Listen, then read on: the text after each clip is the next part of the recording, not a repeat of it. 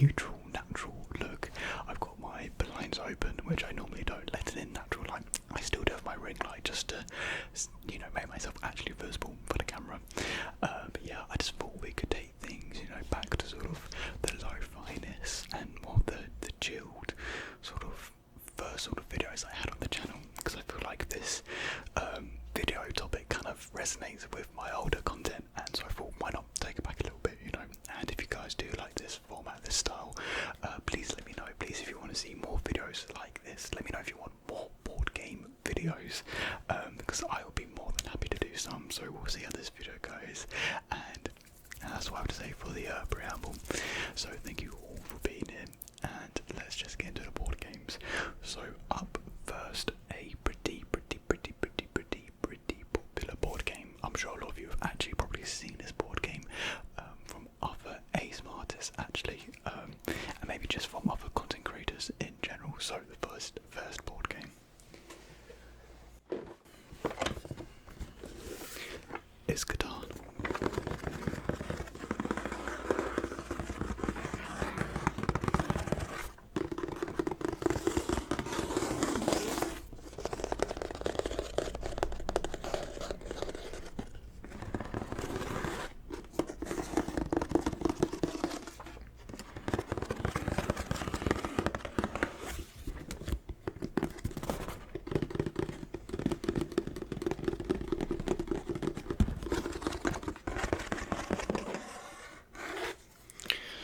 So, Catan, it is a very beginner-friendly board game. It's actually the board game that's recommended to a lot of people venturing into the board game landscape. You know, breaking away from the typical Monopoly, Trivial Pursuit, Cluedo, or you know, all the traditional board games. This is typically, you know, the first one people get, you know, venturing onwards from them games. So let me just read what it says on the back for you guys, so you can get an understanding of what this game is. So, Catan, trade, build, and settle. Your adventurous explorers seek to tame the uninhabited but resource-rich isles of Catan. Start by revealing Catan's many harbours and regions, pastures, fields, mountains, hills, forests, and deserts. The random mix creates a different board. Virtually every game, no two games are the same. So yeah, basically, I'll try and move this without all the pieces falling out and creating a loud noise. Just like that. So, you can see the board game is laid out like this, with individual hexagonal, no, not hexagonal, 1, 2, 3, 4, 5, 6 sides. I forgot basic childhood shapes and maths. This is actually embarrassing. Wow, I actually can't remember what a 6-sided shape is. Hexagon, no, that's octagon, hexagon. We're going to stick with that. Basically, they're made up of separate tiles, but that's actually embarrassing. They're set up with separate tiles, laid out randomly, like the description said. So every board game, every time you play, is completely different. The resources are laid out, so it creates for different strategies, which is a big part of like many of these games are the strategic components to them. Whereas a lot of typical games like Monopoly, it's the same board, it's the same format, same system that people are typically used to. Embark on a quest to settle the Isle of Catan. Guide your settlers to victory by clever trading and cunning development. Use resource combinations, grain, wool, or brick, or lumber to buy handy development cards and build roads. Settlements and cities. Acquire your resources through trades, cards, or lucky dice, even outside of your turn. But beware, someone might cut off your road or buy a monopoly, and you'll never know when the willy robber might steal some of your precious gains. So yeah, it's a very fun game. It can be frustrating. Catan isn't my favourite game. I do have my little nitpicks and problems with it. There's a lot of luck involved, and luck isn't my favourite component. I don't mind it in games like Stardew Valley, the board game, which isn't in this video, which could be in a later video. I like the luck component in that game,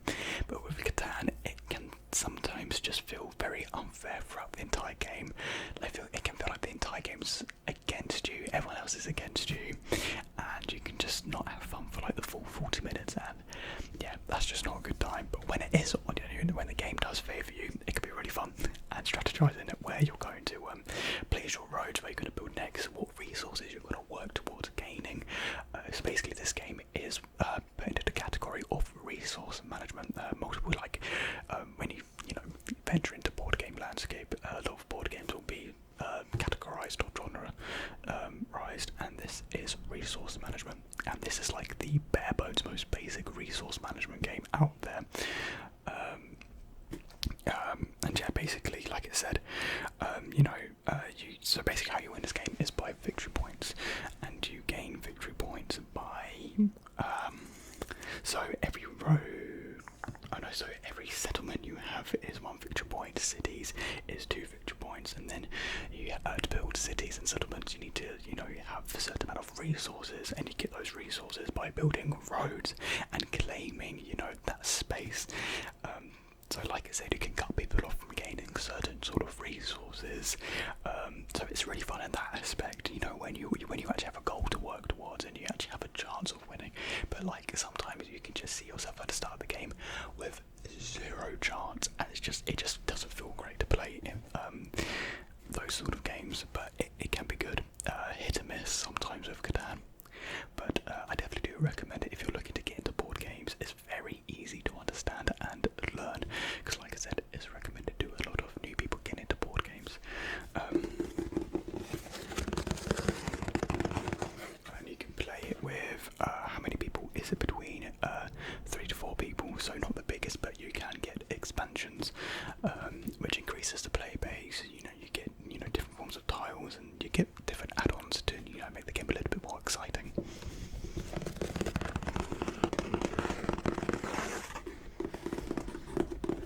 It does say it takes around 60 minutes to complete, which I think is rough, good guess. Maybe like 45 to 60. I think is a good like pinpoint time frame. It's upside down view, guys.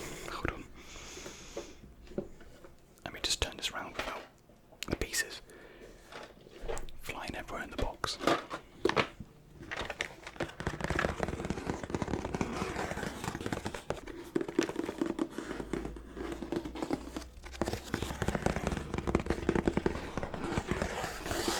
So Catan, pretty fun one to add to your collection if you're looking to, if you're starting out, because I'm pretty sure everyone who plays a lot of board games definitely has this in their collection. It's pretty much a staple at this point. So yeah, Catan.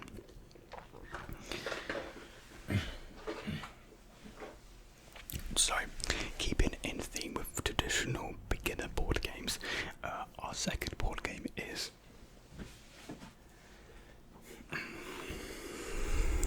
Ticket to Ride, and this is the Europe edition.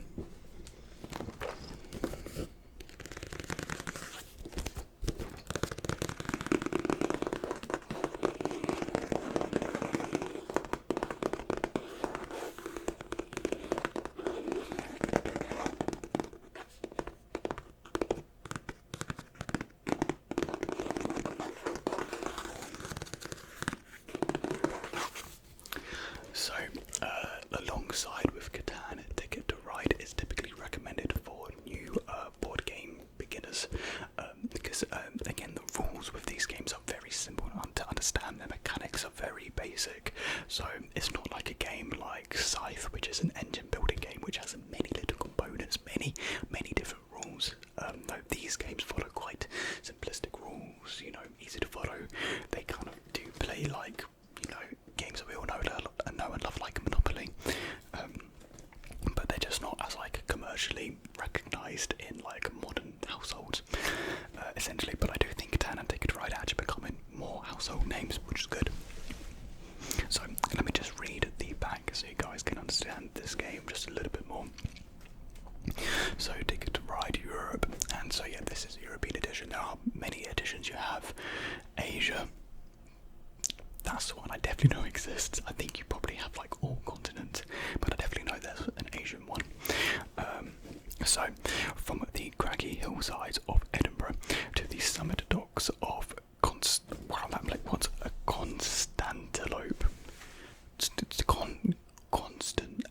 Basically, any other place in Europe. Let's just go with that. From the dusty alleys of Pamplona to the windswept station of Berlin, Ticket to Ride Europe takes you on a new train adventure through the great cities of turn-of-the-century Europe. You will risk a trip through the will you risk a trip through the dark tunnels of Switzerland, venture abroad a ferry on the Black Sea, or erect lavish train stations in the great capitals of old empires? Your next move might just make you Europe's greatest train. Magne. That doesn't sound right. Do you know what I'm trying to say. So Ticket to Ride is basically a massive train building game. I'm not actually sure what category this fits into because it's not an engine building game. It's not resource management. It's well, I don't actually know what sort of game this categorises into. Anyways, it doesn't actually explain the rules on this, so let me try and explain this as best as I can. So, you can see this map of Europe down here, and so you'll play the same board every game, and each train connecting to each European city has a specific colour-coded train set. So basically, at the start of every round, you will collect a certain amount of train cards. I think you have to hold at least 5 train cards in your hand at a time, and then you use these train cards to, put down corresponding colours on the train tracks. I'm not explaining it all that well, I know. So essentially, you will be given certain destinations that you have to reach. So say one of your destinations is from Barcelona, and you have to get to Riga. So you have to get from Barcelona to Riga. That's one of your objectives. You get given these at the start of the game, and then you have to build, from that station to the other station. And I think you have multiple of these objectives that you have to meet. And then at the same time, you can get more points by building the longest, connecting train without it breaking on the map. So, without any interference, without it basically splitting apart. And there's more ways you can get points. I can't remember them, but let me look at it. See if it says any ways to win on the back.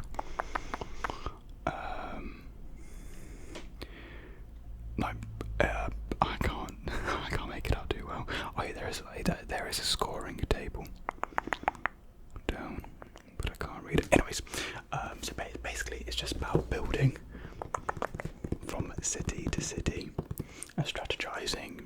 Can you potentially block off you're playing against? Do you want to take the quickest route there, or do you want to maybe take the risk, take more turns extending your train line? Because the more train lines you have getting to the destination, the more points you get. So there is a lot of strategy involved. It doesn't sound like there is, but there's a lot of strategy involved with this game. It's really fun. Again, it's another pretty basic one to get into. So I think you can only replay it a certain amount of times before you kind of experience a game as a whole. But it's still fun with the family and some friends. It's like I'm trying to sell these to you guys.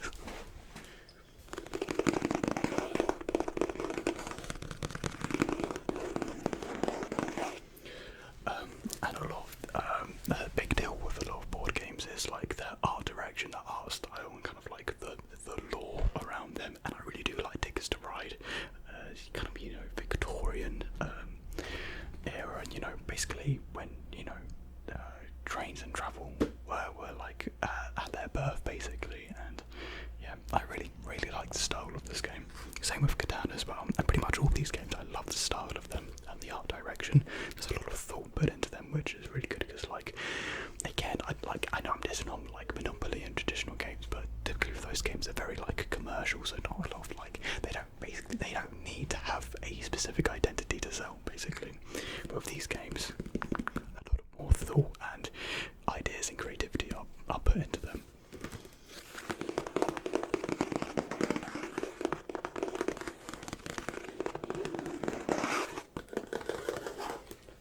So, if I do recommend any two today to start out with, it would either be Catan or Ticket to Ride. I think maybe Ticket to Ride falls into the more familiarity of previous board games, so maybe Ticket to Ride would appeal to a lot more people, but Catan maybe as well. So yeah, Ticket to Ride, Europe Edition. So the next two games are a little bit different than normal games. I'll just show you guys. So the third today is a game called Tiny Towns. Now this is actually featured on the channel, I think twice already.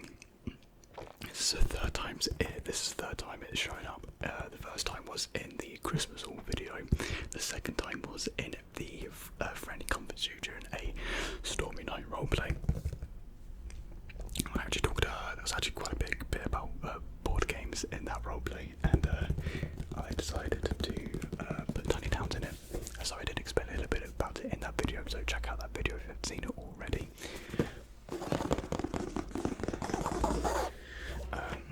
So yeah, let me just read the back of this, and I just have to say, I just think the cutesy art style of this game already is just so appealing. Just looking at this, the cover of it, I just want to play it. You are the mayor of a tiny town in the forest where the smaller creatures of the wood have created a civilization hidden away from predators. This new land is small and the resources are scarce. You take what you can get and never say no to building materials. Cleverly plan and construct a thriving town and don't let it fill up with wasted resources. Whoever builds the most precious tiny town wins. So I love this game. I love this game. It is another resource management game, just like Catan, but it's very different, very different. So every player has these boards, this grid, a 4x4 grid. Loud cards, 4x4 grid, and this represents your tiny town. So it may not look like much, the board itself doesn't have a lot of like design into it, but it's kind of like, I think it's kind of necessary because you don't want it too cluttered, because these boards, as you can see, will become very cluttered throughout the game with a lot of buildings and a lot of little cubes on them. So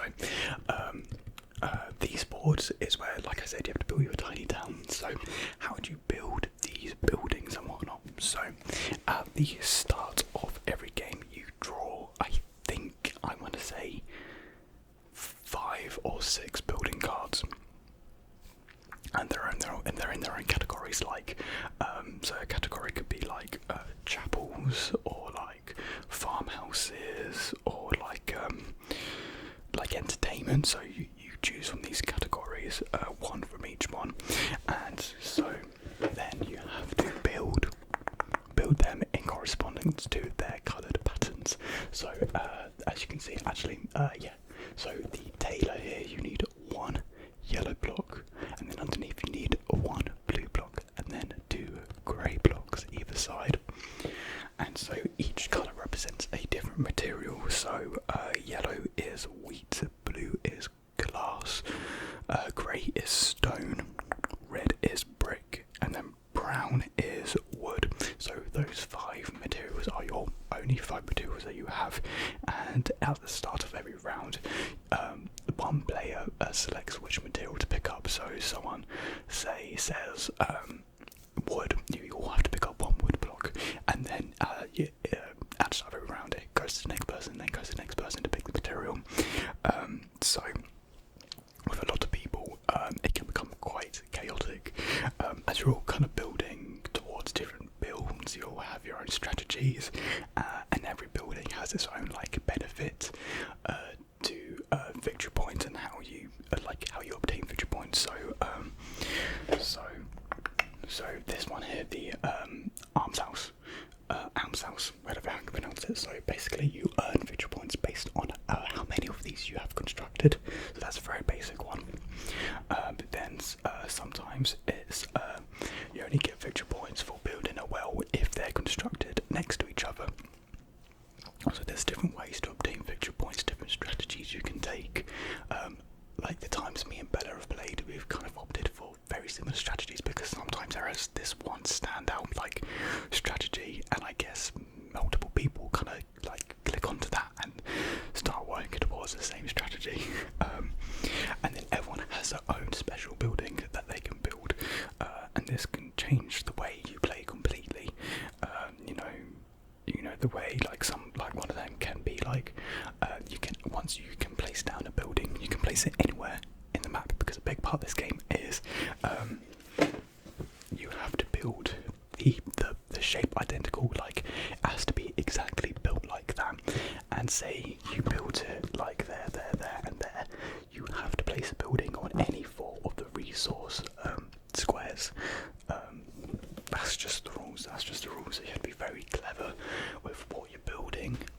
where you're building it, because like it said in the little storage description, you don't want any resources going to waste.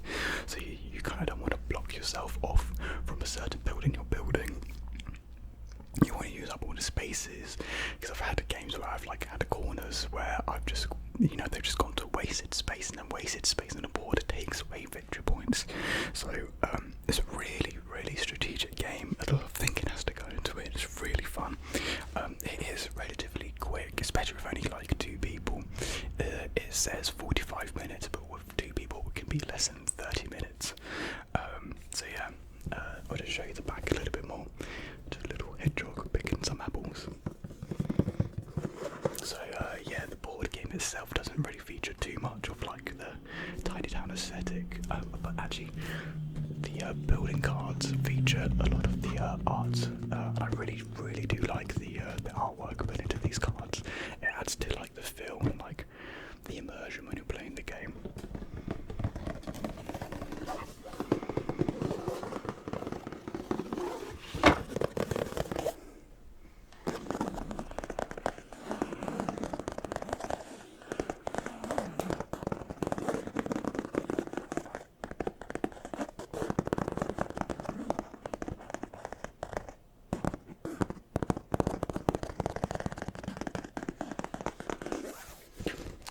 So this game is probably my favourite out of the 4 that I'm showing you today. So out of all of them, I recommend this one, Tiny Towns. It's actually quite pricey. For what it is yeah, quite pricey. So if you can possibly find it on sale, definitely pick it up. But I think it's a great load of fun. So really the price to pieces that you get doesn't probably equivalate, but I think the fun and enjoyment you get from it definitely makes up for the price itself. So yeah, that's, you know, yeah, I definitely recommend Tiny Towns. So the last board game is very different to all the previous board games I've shown you in this video. It's a little bit bigger as well, so let me just show you guys.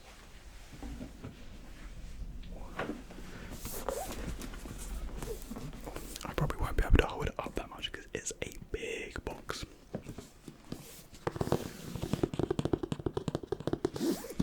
But as you can probably see, it says Dungeons and Dragons, and this is the Legend of Drist. Is it Dritz or Drist? I don't know. A board game.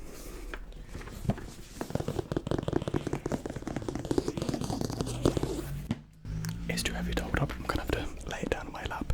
So this is not the official Dungeons and Dragons. This is a spin-off game of Dungeons and Dragons. So it follows the same lore, the same characters, the same enemy types, but they've placed it into what is called an adventure system board game.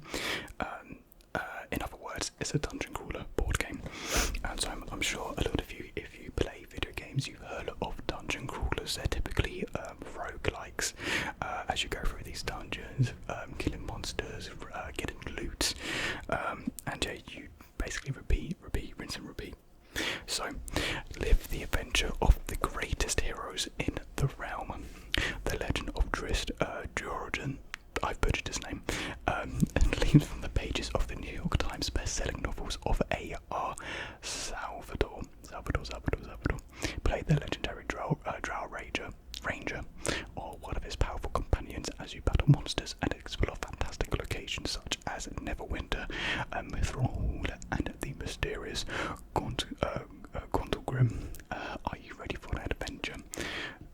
So the Legend of Drist features exciting quests designed for a single player or cooperative experience of 2 to 5 players, as well as team adventures and quests that pit players against each other.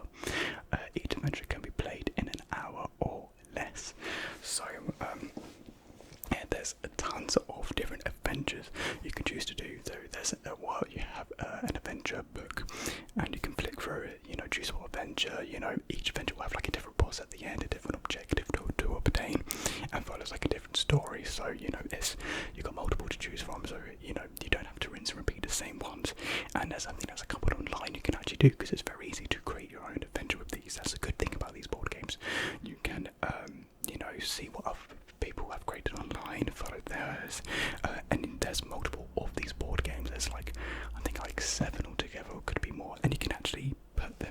so you have more like enemy variety types, more tile pieces, more characters to play with. But I only have the one for now. So yeah, actually examples of others are Castle Ravenloft and Wrath of Shardalon. Castle Ravenloft is what looks to be a vampire-based one, and Wrath of Shardalon seems to be a dragon-based one. And this is a underground troll. I don't know. It's a mixture. It's a mixture, really. But yeah, this is a great fun dungeon crawler. It's a lot more action heavy. You'll be rolling dice quite a lot. I've actually done recently. I did a playthrough of the single player campaign on my Patreon. So if that sounds interesting, that is on my Patreon. It's over an hour long. It was great fun to make, and yeah, if you could, if you're interested, you can check it out there. So yeah, every game is completely different because again, it's another tile-based game. So every time you go to an unexplored edge of a tile, you have to end your turn there. Then you place down another tile, completely random. You don't know what's going to be next. So literally every time you play, the map, the layout's going to be different. The enemies are going to be different because you draw them from a pack of cards, which obviously, are face down, so you can't see what enemy you're going to draw. So some games you can have really easy enemy types, other times you can be just totally screwed from the get-go with the enemies you get. And then the characters you choose have their own abilities and powers. I mean, there's a little bit of strategy with these games, but most of the time it is just about, having fun, just, killing a bunch of different enemies, rolling dice, seeing if you can get that 20 to level up your character.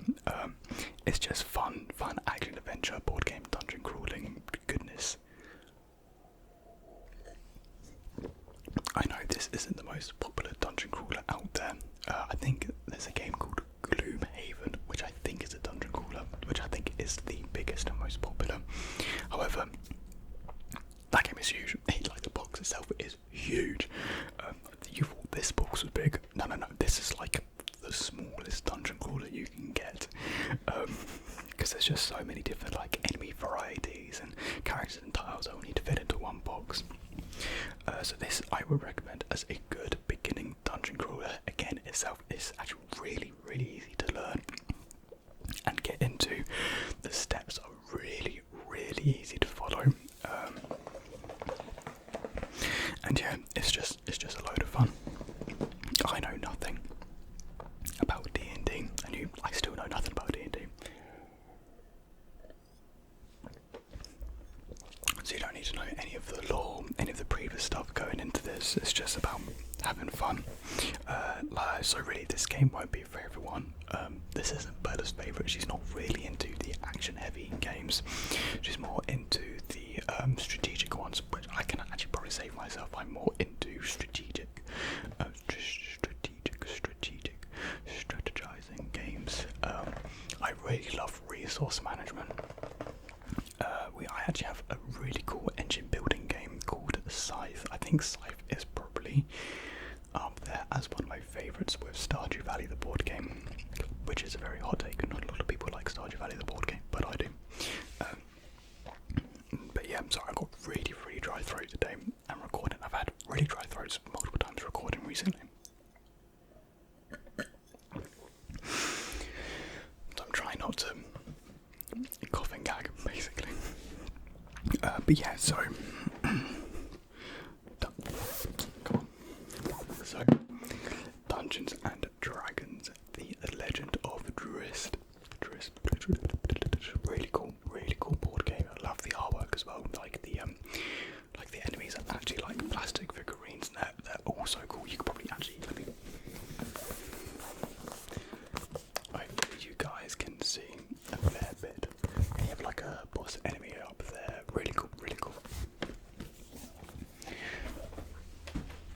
Enemies have their own move sets and the ways they attack you. Like sometimes they have like multiple move sets. So like if they're right next to you, if they're adjacent to you, they will do this move.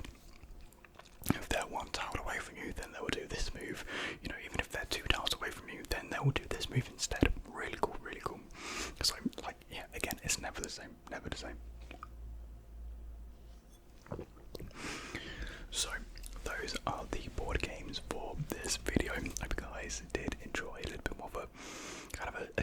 throwback video, you know, kind of back to basics for the channel.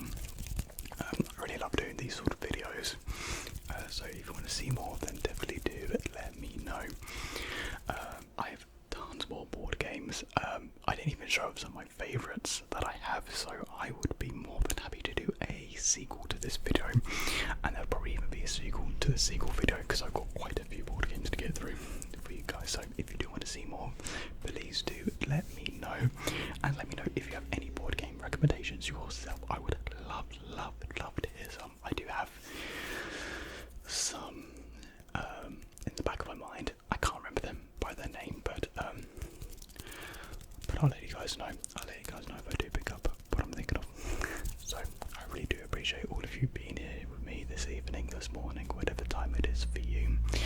I really do appreciate it. So thank you all for watching, and I'll see you guys in the next